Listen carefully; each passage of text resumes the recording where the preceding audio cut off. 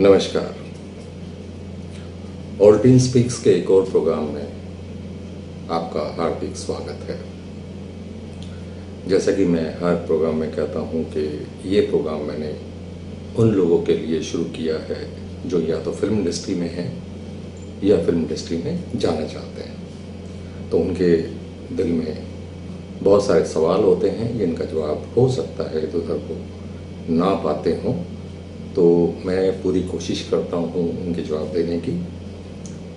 आज से मैं एक और आपसे गुजारिश करना चाहूँगा कि ये प्रोग्राम सिर्फ और सिर्फ फिल्म वालों के लिए नहीं है। इस प्रोग्राम में आप लोग फाइन आर्ट, डिज़ाइन, एनिमेशन या कह लीजिए फिल्म्स का टोटल या कोई रिलेशनशिप या कैरियर, किसी चीज़ के बारे में भी कोई भी सवाल आप कर सकते हैं।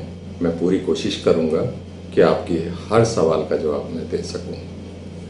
तो चलिए आज का सवाल ले लेते हैं। नमस्कार सर, मेरा नाम वैशाली है और मैं फिल्म इंडस्ट्री में मेकअप आर्टिस्ट हूँ। सर मेरा क्वेश्चन ये था आपसे कि जैसे हम किसी भी प्रोजेक्ट में काम करते हैं लाइक सॉन्ग शूट वगैरह, तो उसमें मैंने देखा है मोस्ट ऑफ द टाइम सारे डिपार्टमेंट्स का नाम होता है, director, assistant director, DOP, but makeup artist का कई बार नाम मेंशन ही नहीं करते वो लोग, तो उसको साइड कर देते हैं। जबकि एक अहम भूमिका निभाता है मेकअप आर्टिस्ट भी हर प्रोजेक्ट में, बट पता नहीं क्यों उसको मेंशन ही नहीं करते। तो सेकंड क्वेश्चन मेरा ये है कि क्या एक मेकअप आर्टिस्ट होने के लिए हमें किसी तरह का मतलब फाइन आर्ट का कोर्स या किसी तरह का कोर्स करने की जरूरत है? Thank you. तो ये आज का जो सवाल है वो एक मेकअप वुमेन या मेकअप मैन जो हम यूजुअली कहते हैं उनकी तरफ से है। उनके सवाल में जो पहला हिस्सा है वो ये है कि हम मेकअप मैन या मेकअप वाले जो लोग हैं वो फिल्म मेकिंग में एक अहम भूमिका निभाते हैं। बात सच है, अहम भूमिका निभाते हैं, लेकिन उनको उनका वो नाम नहीं मिलता या वो उनको एक पहचान नहीं मिलती जो उनको मिलनी चाहिए। देखिए, मैं इसमें एक ही बात कहूँगा कि ये डिपेंड करता है डायरेक्टर के ऊपर। डायरेक्टर की नज़र में आर्ट और टेक्नीशियंस, आर्ट और टेक्निकल जो दो चीज़ें हैं उसमें फ़र्क करना उसको वो आना चाहिए। दोनों चीज़ों से फिल्म बनती है। टेक्निकल लोग भी अहमियत रखते हैं, तो जो क्रिएटिव लोग हैं यानी कि एस्थेटिकल जो लोग हैं उनकी भी जरूरत पड़ती है। अगर पोस्टर्स में या फिल्म्स में एक खास जगह तो मिलती है, पोस्टर्स में तो खैर मैंने कभी नहीं देखा, जबकि मैं मेकअप मैन को एक बहुत बड़ा ओहदा देता हूँ, बिकॉज वो एक बहुत हाईली क्रिएटिव बंदा होता है या बंदी होती है। वो क्यों उसको कम आंकते हैं मुझे नहीं पता। जैसे मैंने पोस्टर्स में देखा है, डीओपी को भी बेचारे पोस्टर में ढूंढना पड़ता है, मेकअप मैन की तो बहुत दूर की बात है। तो ये डिपेंड करता है डायरेक्टर टू डायरेक्टर। डायरेक्टर का जो माइंडसेट है वो क्रिएटिव है या नहीं है। मैं अगर पोस्टर्स या एक फहरिस्त बनाऊं, एक सीरीज नंबर से अगर बोलूं, तो शुरू से मैं आखिर वहां तक मैं लेके आऊं कि डीओपी हो या ये सब जो लोग हैं वो कहाँ आएंगे, कैसे आएंगे। तो पोस्टर्स हो चाहे क्रेडिट्स हो, उसमें मैं बता देता हूँ। जो हाईली रैंक्ड बंदा होता है वो प्रोड्यूसर होता है, उसके बाद डायरेक्टर होता है, डायरेक्टर के बाद राइटर होता है, राइटर के बाद डीओपी होता है, डीओपी के बाद एडिटर होता है, और फिर उसके बाद जब आप ये सारा तो फिर मेकअप मैन होता है, जो आर्ट डायरेक्टर और मेकअप मैन एक से होता है। फिर कॉस्ट्यूम डिजाइन होता है। अब मेन जो सारे लोग हैं वो मैंने गिनवा दिए हैं: producer, director, writer, editor, makeup, costume, art director. ये जो लोग हैं ये मेन बंदे हैं। आर्टिस्ट वगैरह और ये सब जो चीजें हैं वो तो हैं ही हैं, वो तो अलग से आ ही जाते हैं।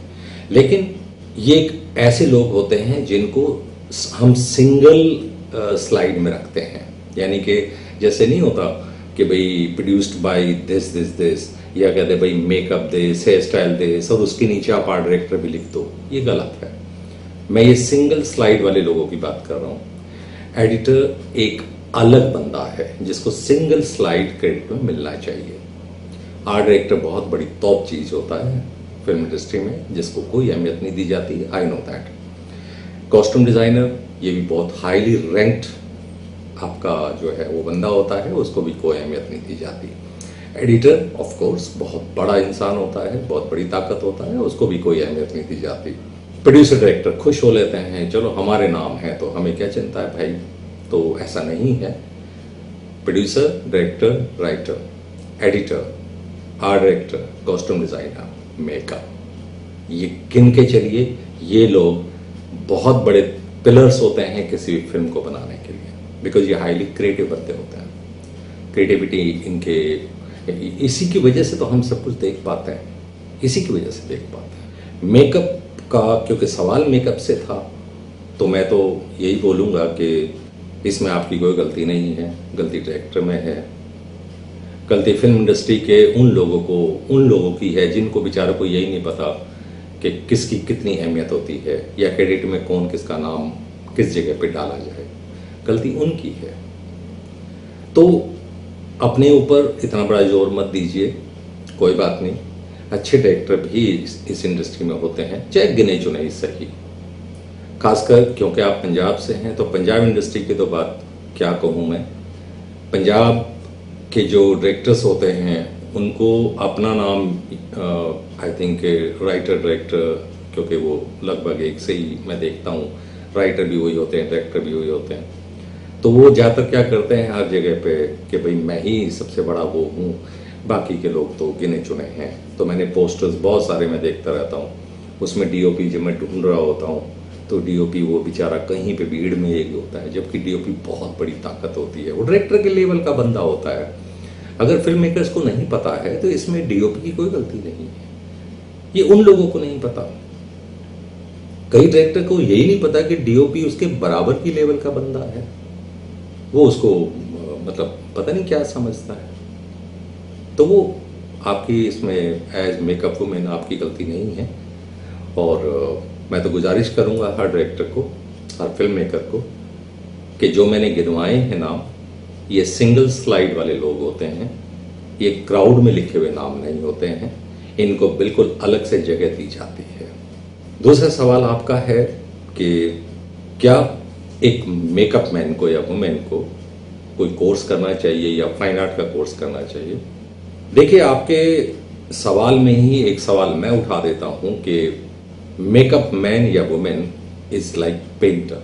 अगर वो पेंटर के लेवल का बंदा है या बंदी है तो पेंटिंग तो आनी चाहिए।